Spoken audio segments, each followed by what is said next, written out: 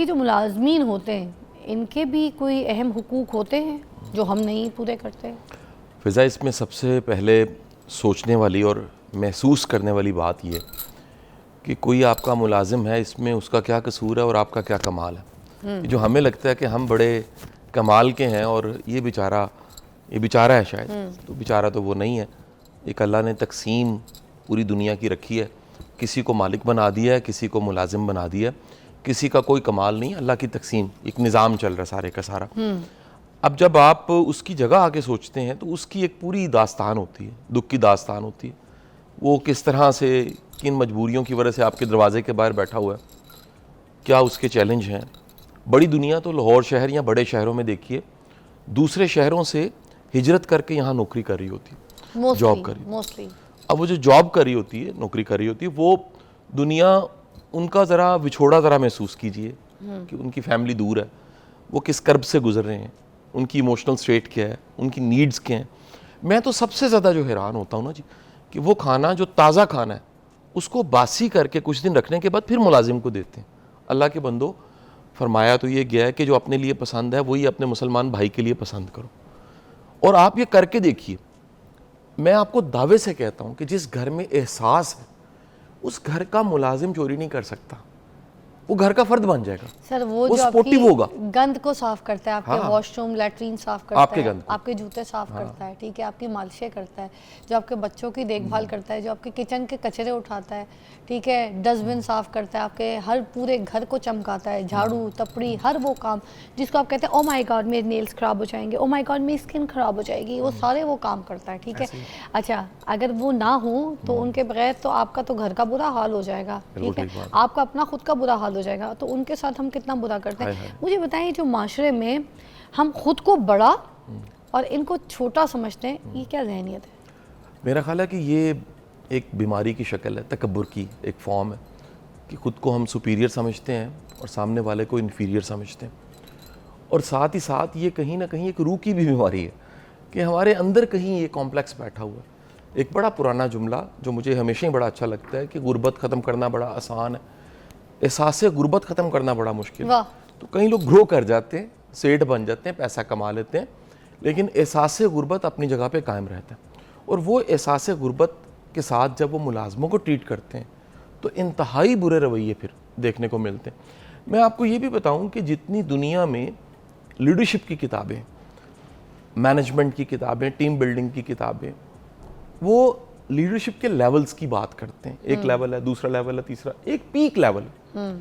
और तमाम की तमाम किताबें ये बताती हैं जो पीक लेवल है ये नबी रसूल पैगंबरों का लेवल है, जिस पे फॉलोअर को फॉलो करने का दिल कर, वो कहता है कि मैं क्यों ना फॉलो करूं, मैं साथ क्यों ना चलूं। ये वो लेवल है जहां पर आपका एहसास, जहां पर आपका जो दर्द महसूस करना है वो उस लेवल पे होता है कि आपके साथ जुड़े लोग आपके लिए जान देने को तैयार होते हैं।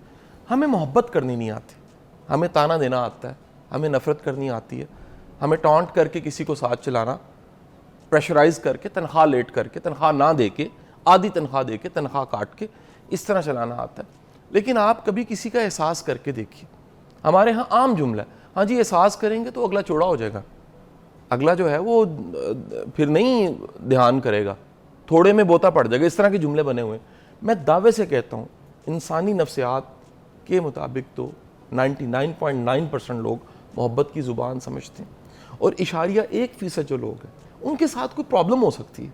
मुमकिन है वो हायरिंग के काबिल ना होते, आपने रख लिया, कोई 100 में से कोई एक दाना क्रिमिनल भी हो सकता है, लेकिन बड़ी मेजॉरिटी अपनी मजबूरी, अपने चैलेंज की वजह से आपके घर के दरवाजे पे बैठे हैं, छोटे छोटे काम कर रहे हैं जिनको हकारत की निगाह से आप देखते हैं। सर ये तो एक मिसाल थी, अल्लाह बख्शे मेरी अम्मी कहती थी कि अगर, क्योंकि हम लोग 5 बेटियां थीं तो और 3 भाई, तो रिश्ते देखने के लिए जाहिर सी बात है बहुत से लोगों से बातचीत होती थी, रिश्ते आते थे, तो अम्मी कहती थी ऐसे लोगों का रिश्ता देखूंगी मैं, ठीक है, मेरी बेटियों के लिए जिनके जो घर के मुलाजमीन हैं वो पुराने हों। तो हम समझ नहीं आती थी ये बात, आज मुझे इस बात की समझ आती है कि बंदे की पहचान जो है ना वो ये है कि अगर उसके मुलाजमीन पुराने तो उसका मतलब उसका सलूक अपने मुलाजमीन के साथ अच्छा है।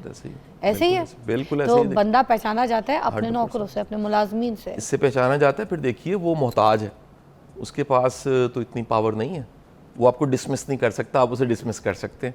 तो आपका जो रवैया है वो बताता है कि आप कितने बड़े इंसान हैं।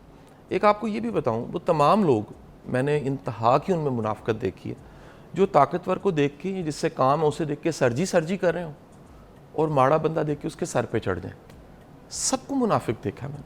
वो बंदा जो किसी माड़े की आ से डरता है कि यार इसकी बद्दुआ ना लग जाए, ये भी इंसान है, इसका भी दिल है, मेरा रब इसका रब एक ही है, और ये अगर यहाँ बैठा है तो इसका कोई कसूर नहीं है, इसकी ज़रूरत है, ये चलते चलते मेरे पास आ गया।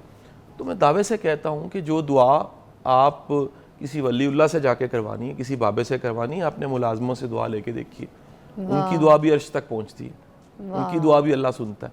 और दुआ किसी को कुछ दे के नहीं हमें कहना होता दुआ कर पुत्र, मेरे वास्ते दुआ करी। आपका अमल, आपका रवैया ऐसा होता है जो किसी के कलेजे से दुआ निकलवाता है। कासिम साहब एक ब्रेक लेंगे, वापस आएंगे तो इस टॉपिक को बड़े और मज़ीद एलैबोरेट करेंगे। आपके कॉल्स भी शामिल कर सकते हैं प्रोग्राम में, कासिम साहब को भी आप कॉल कर सकते हैं। कोई ऐसे आपके सामने कोई हादसे हुए हैं, कोई आपके सामने सिचुएशंस हुई हैं और आप शेयर करना चाहते हैं लोगों की अवेयरनेस के लिए, लोगों की रहनुमाई के लिए, तो कासिम साहब के साथ यहाँ पर बात कर सकते हैं, कॉल कर सकते हैं। एक छोटी सी बात कह के ब्रेक पर जाऊँगी कि हम जो है, कासिम साहब की बात को आगे बढ़ाते हैं कि हम जो है जुमे के दिन जो है ना, हम कहते हैं भाई अगर पैसा वैसा है हमारे पास तो जुमे की नमाज़ पढ़ने के लिए मस्जिद नबवी चले जाओ। तो जो यहाँ पर हमारा मुलाजिम तो उसको ठुड्डा मार के जाते हैं, गाली बक के जाते हैं, उसको रोटी उसके खर्चे के पीछे पैसे तक नहीं देके जाते और कहते हैं मेरी कोठी का ख्याल रखना। तो भाई जो आप वहाँ पे जा रहे हैं ना, जिस इबादत के लिए, जिस सवाब के लिए, वो एक छोटी सी नेकी से यहाँ से भी कमा सकते हैं। अगर आप ना भी जाएँ और उसके साथ अच्छा हुस्न सलूक रखें ना, उसका ख्याल कर लें, तो उसका उतना ही सवाब मेरे ख्याल से आपको इधर भी मिल जाएगा, अगर आप उसको ठुड्डा, गाली और गंदी निगाह से छोटा समझ के ना देखें। तो हम अपने मुलाजमीन के साथ फिज़िकल अब्यूज़ करते हैं, उनको वो मुकाम व इज़्ज़त नहीं देते, रिस्पेक्ट नहीं करते जो हमारे लिए काम करते हैं। कासिम अली शाह साहब हमारे साथ मौजूद है। मैं पूछना चाहूँगी कि हमारे माशरे में ये जो मुलाजमीन होते हैं, इनके साथ बदसलूकी की बुनियादी वजूहात क्या क्या है? फिज़ा, बहुत से लोग खुद नफसियाती मरीज़ होते हैं और उनमें एंगर पाया जाता है, एंगर कंट्रोल नहीं होता उनमें। कई लोगों में शदीद ऑब्सेशन पाया जाता है, वो किसी को तकलीफ़ दे के, किसी को फिज़िकल टॉर्चर दे के खुशी महसूस करते हैं। एक नॉर्मल इंसान नहीं ऐसा कर सकता, इसके लिए कोई नफसियाती आर्जा चाहिए, और ऐसा बंदा जिसकी ट्रीटमेंट नहीं हुई। और ऐसे करैक्टर्स बढ़ गए हैं हमारे माशरे में। मैं बताता चलूँ कि WHO के मुताबिक ऐसा मुल्क जो जिस तरह की हालत हमारी है, 1/5 आबादी किसी न किसी जहनी आर्जे की शिकार है। 1/5 तो 25 करोड़ का मतलब है 5 करोड़, 20%। तो वो जो 5 करोड़ है वो कहाँ है? हम समझते हैं कि वो जो माफ़ी के साथ ये वर्ड जो पागल खाना है सारे उसी में, ऐसा नहीं है। वो दंदनाते भी फिर रहे हैं, वो ख़ानदानों में भी हैं, फैमिली में भी हैं, रोड्स पे भी हैं, वो रिलेटिव्स में भी हैं, वो हमारे इर्द गिर्द हैं कहीं ना कहीं। तो कई ऐसे करैक्टर्स हैं जिनको किसी को फिज़िकल टॉर्चर दे के, किसी को चपेड़ मार के, किसी की इंसल्ट करके, किसी पे हाथ उठा के, किसी को तकलीफ़ दे के खुशी मिलती है। ये अंदर कह लीजिए इंसानी नफ्स जो है उसकी बदतरीन हालत है। जो कहा जाता है, बानो कुदसिया का बड़ा प्यारा एक जुमला, वो फरमाते हैं किसी के चेहरे पे मुस्कुराहट कब आई? हाँ। ज़रूर देखो कब आई है। अगर किसी की तकलीफ़ से आई है तो फिर बहुत बद किरदार है, लेकिन अगर मुस्कुराहट किसी की खुशी से आई है तो फिर किरदार वाला। तो कुछ लोगों को नफसियाती आर्जा होता है।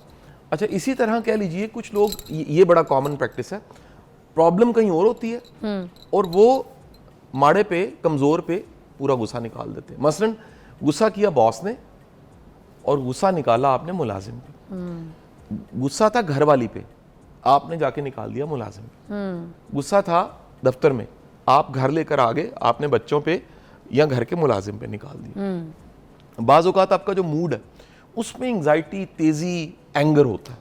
इंसान को समझना चाहिए कि इस वक्त मेरी ज़हनी हालत क्या है, और एक ऐसा शख्स जो हमें सुन रहा है उसके साथ ये चैलेंज है तो उसे अवॉइड करना चाहिए, कुछ देर के लिए ज़रा अलहदा हो जाए।